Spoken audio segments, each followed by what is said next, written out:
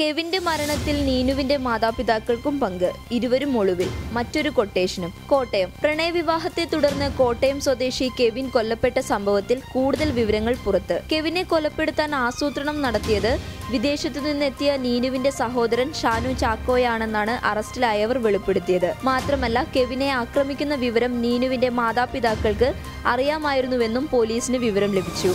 Arrest ഉണ്ടാകുമെന്ന സൂചന ലഭിച്ച നീനുവിന്റെ മാതാപിതാക്കൾ ഒളിവിൽ പോയി.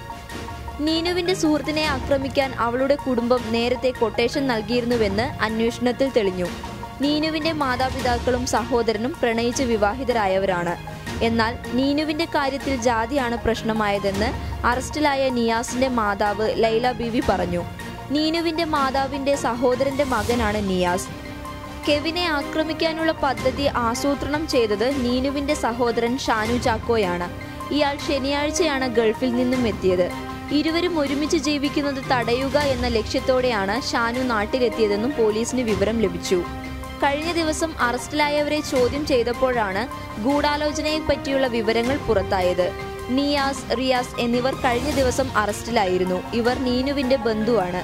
നീനുവിന്റെ മാതാവിന്റെ സഹോദരന്റെ മകനാണ് നിയാസ്.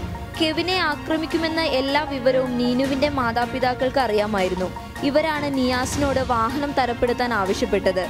ഈ വിവരവും പ്രതികൾ പോലീസിനോട് പറഞ്ഞു. മാത്രമല്ല, അന്വേഷണം തങ്ങളിലേക്ക് എത്തുമെന്ന് ബോധ്യമായ നീനുവിന്റെ അച്ഛൻ ചാക്കോയും അമ്മ രഹന ബീവിയും ഒളിവിൽ പോയി. വിമിഷ വിനോദ്, പബ്ലിക് കേരള.